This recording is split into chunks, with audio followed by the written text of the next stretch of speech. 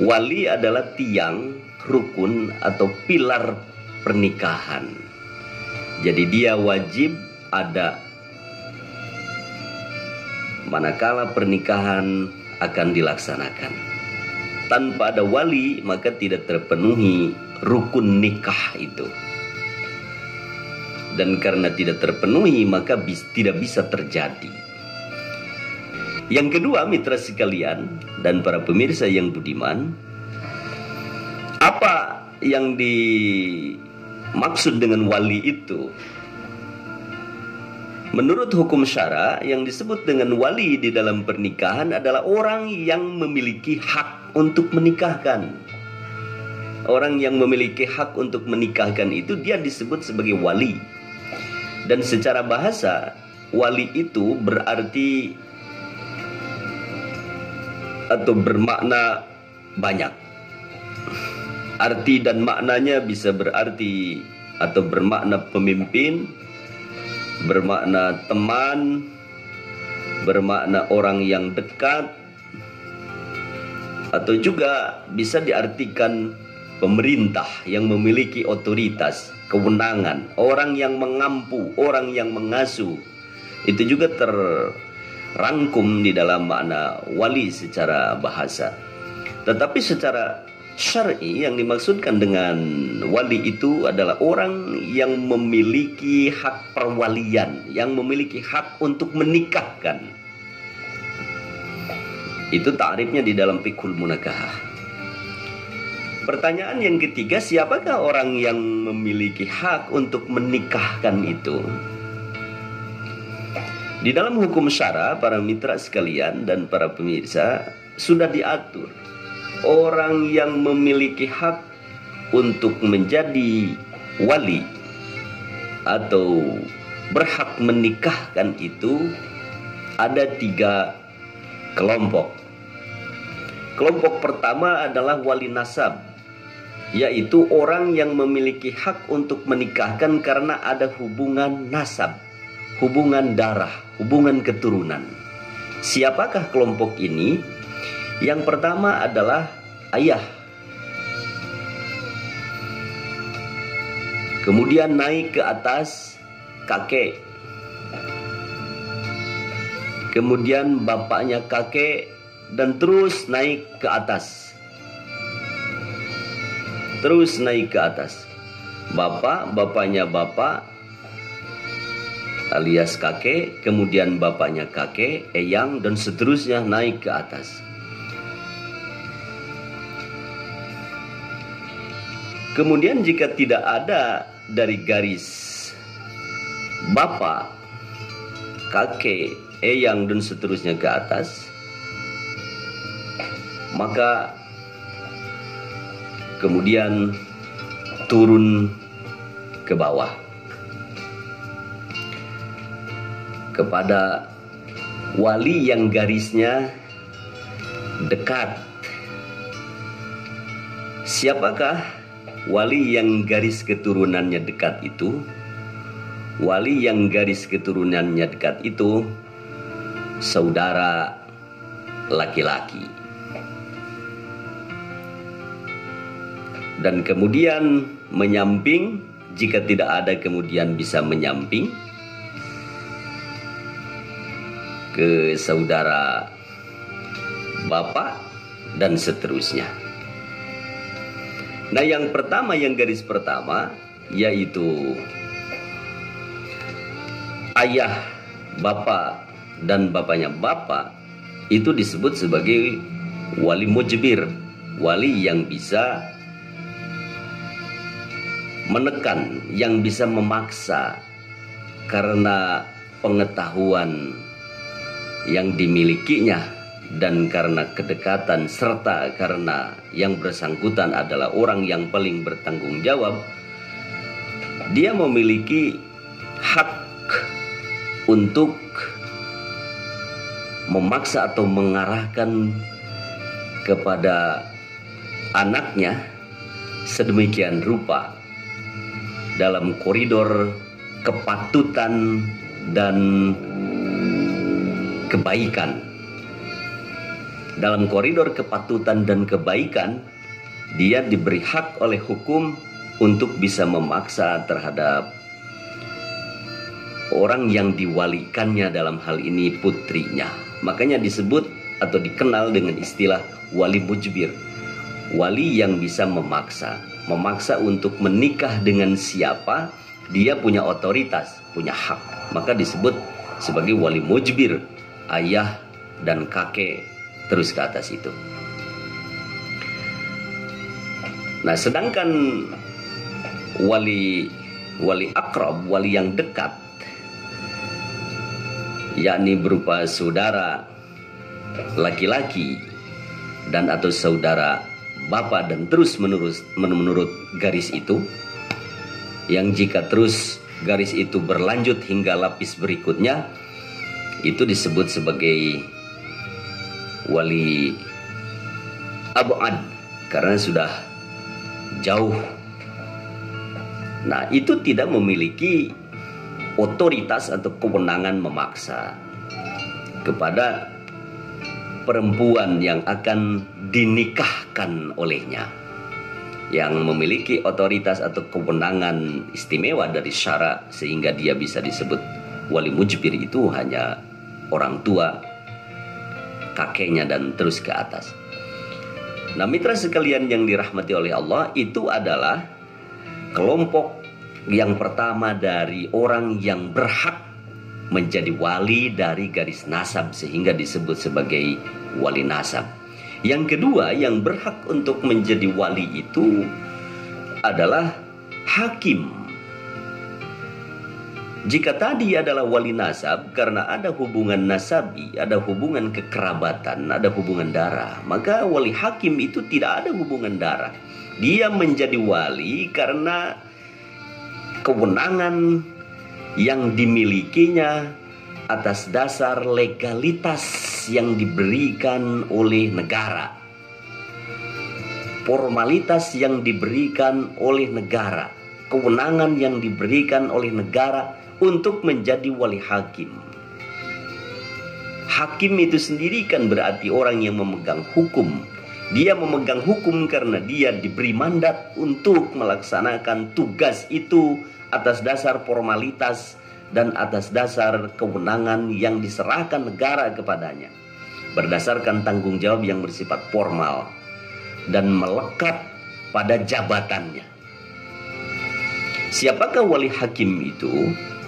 Di Republik Indonesia yang menjadi wali hakim itu tidak semua yang memegang pemerintahan, tetapi diberikan kewenangan ini kepada pejabat yang membidangi di bidang perkawinan. Dalam hal ini adalah kepala kantor urusan agama kecamatan. Dan dia memiliki kewenangannya di sekitar wilayah yang diwilayahinya, wilayah yurisdiksinya. Dan begitu juga untuk yang di luar negeri yang diwilayahi oleh penghulu di tempat tugas yang bersangkutan sesuai dengan undang-undang. Nah, mitra sekalian yang dirahmati oleh Allah Subhanahu wa taala, jika kepala KUA berhalangan, itu bisa sedemikian rupa secara teknis diatur untuk dimandatkan kepada penghulu atau petugas lain yang ada di wilayahnya. Dan prosedurnya memang diatur sedemikian rupa oleh negara, oleh aturan perundang-undangan, sehingga pelaksanaannya harus berjalan dan tidak bisa mandek. Dan itu sudah sangat jelas dan tegas dan berjalan secara teratur. Nah, mitra sekalian yang dirahmati oleh Allah Subhanahu wa taala, kapan wali hakim itu bisa melaksanakan tugasnya? Karena wali hakim itu tidak selalu harus menikahkan. Dia menjadi wali alias menikahkan pengantin manakala ada beberapa sebab yang menjadi alasan dia menjadi wali atau menikahkan. Beberapa alasan diantaranya, yang pertama, Berpindah dari wali nasab ke wali hakim, satu, karena wali nasab dalam hal ini wali mujbir enggan untuk menikahkan, tidak mau, karena dia tidak cocok dengan misalnya calon pengantin laki-laki, kemudian dia enggan untuk menikahkan, gak mau si wali itu menikahkan.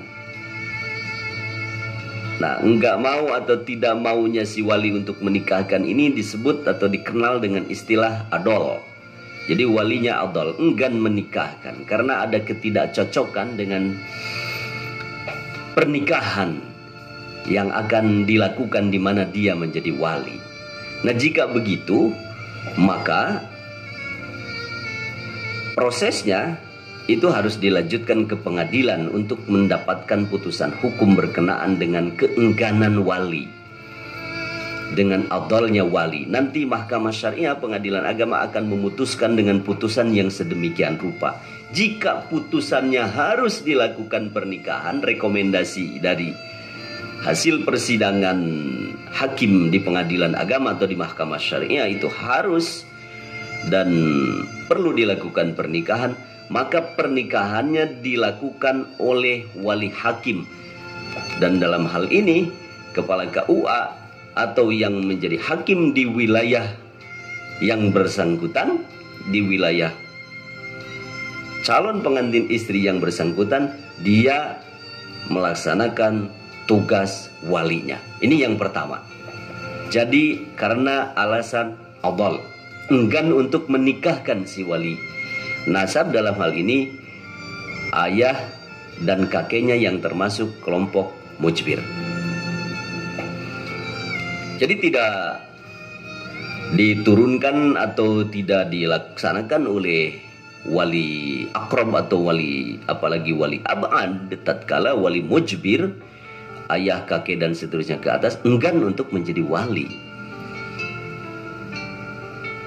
Tetapi kepada hakim, wali hakim, setelah ada putusan dari pengadilan tentang adolnya atau enggannya wali untuk menjadi wali.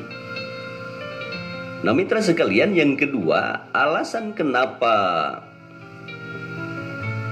wali hakim itu bisa melaksanakan perkawinan, menikahkan dalam hal ini, alasan yang kedua karena tidak ada wali nasab, tidak memiliki wali nasab. Perempuan yang akan menikah itu tidak memiliki wali, semuanya habis, tidak memiliki wali karena sudah habis garis walinya. Itu disebut sebagai mafkud. Tadinya ada tapi kemudian habis karena satu dan lain hal, alasan meninggal dan seterusnya, ya maka kemudian tidak ada wali nasab, maka beralihlah hak perwaliannya kepada hakim. Kemudian yang ketiga, karena walinya itu tidak ada, dia tidak memiliki wali sama sekali dari awalnya. Kalau kasus pertama tadi mafkud itu ada tapi kemudian menjadi tidak ada karena sudah meninggal dan seterusnya. Alasan yang ini, yang ketiga ini, karena dia tidak memiliki wali sama sekali. Mohon maaf, misalnya karena yang bersangkutan itu lahir dari hasil di luar nikah, maka yang menjadi walinya tatkala yang bersangkutan menikah itu adalah wali hakim. Ini di dalam hukum Islamnya disebut sebagai adamul wali, mitra sekalian. Nah, jadi yang adamul wali ini dinikahkannya oleh wali hakim, oleh pemerintah, dalam hal ini oleh pejabat yang ditugaskan oleh negara untuk menjadi wali nikah. Kemudian alasan yang berikutnya, walinya dipenjara, tersangkut urusan hukum, kemudian walinya mendapat sanksi hukum, maksudnya di penjara, maka wali berpindah kepada wali hakim. Atau kemudian alasannya yang kelima, karena walinya sedang melaksanakan ibadah haji. Tidak bisa dia menjadi wali karena sedang melaksanakan haji, maka berpindahlah kepada wali hakim. Atau ketika si calon laki-lakinya adalah orang yang semestinya menjadi wali, maka itu juga tidak bisa karena tidak bisa menikahkan dirinya sendiri, dan berpindahlah itu kepada wali hakim, dan seterusnya. Jadi ada banyak alasan yang menyebabkan kenapa wali itu berpindah kepada wali hakim, dan alasan-alasan itu dibahas, ditentukan dan ditetapkan bukan saja di dalam hukum-hukum Islam, di dalam pendapat para ulama, tetapi dibakukan di dalam aturan hukum positif berkenaan dengan ketentuan wali hakim ini. Dan itu adalah beberapa alasan yang melatar belakangi kenapa wali hakim memiliki kewenangan atau tugas menikahkan, dan dia termasuk pada kelompok yang bisa menjadi wali alias menikahkan. Yang ketiga, mitra sekalian, yang bisa menikahkan itu adalah muhakkam. Yang pertama tadi wali nasab, yang kedua wali hakim, dan yang ketiga wali muhakkam. Nah, istilah wali muhakkam ini banyak dibahas di dalam paparan hukum Islam dari para ahli hukum Islam di zaman klasik. Bahkan di buku-buku atau di referensi kontemporer pun itu dibahas. Wali muhakkam itu siapa? Wali yang diangkat oleh calon pengantin. Tetapi perlu diketahui bahwa wali muhakkam ini bisa diambil dan melakukan tugas manakala tidak ada wali nasab dan tidak berfungsinya wali hakim karena alasan yang amat sangat iddiror, yang amat sangat emergensi, seperti pada keadaan peperangan dan kekalutan negara ada dalam kekacauan, sehingga fungsi kenegaraan tidak menjadi jelas karena adanya peperangan dan kekacauan yang luar biasa itu. Jadi wali muhakkam itu hanya ada dan terjadi serta memenuhi ketentuan hukum bila mana memang pada kondisi yang amat sangat emergensi, yang amat sangat mendesak, semisal terjadinya peperangan dan kekacauan atau huru-hara di negara sehingga wali nasab tidak berfungsi, wali hakim tidak bisa berjalan, lalu mengambil muhakkam, sementara pernikahan itu harus dilakukan. Nah, jadi kalau saat ini mencari, mengambil dan menggunakan muhakkam, itu tidak ada pada posisi yang mendapat justifikasi atau pembenaran hukum. Karena tidak bisa sembarangan orang menjadi orang yang menikahkan dengan dalih muhakkam, padahal wali nasabnya ada, atau meskipun wali nasabnya tidak ada, wali hakim ada dan negara ada pada kondisi yang damai, dan tidak ada ilat atau alasan untuk wali muhakkam mengambil posisi menikahkan. Nah, itu mitra sekalian berkenaan dengan wali muhakkam. Jadi kalau saat ini ada perkembangan yang menunjukkan fenomena itu, maka dengan batasan ta'rif dan ketentuan syara bahwa muhakkam hanya bisa pada kondisi yang emergensi, yang idtirari, maka menjadi tidak sah. Dengan demikian batal demi hukum pernikahannya. Nah, mitra sekalian yang dirahmati oleh Allah Subhanahu wa taala, pertanyaan yang keempat, apa status dan posisi wali di dalam pernikahan itu? Status dan posisi hukum wali di dalam pernikahan sebagaimana tadi sudah disebutkan adalah rukun dari pernikahan yang jika tidak ada wali saat pernikahan maka pernikahannya itu tidak jadi. Dan ini merujuk kepada kaidah syariah yang berlandaskan kepada hadis Rasulullah Shallallahu Alaihi Wasallam bahwa tidak ada pernikahan yang tidak menggunakan wali. Jadi dianggap tidak ada pernikahan itu jika tidak menggunakan wali. La nikaha illa biwaliyin wa syahidai adlin. Tidak ada pernikahan yang tidak menggunakan wali. Oleh karena itu, wali harus ada.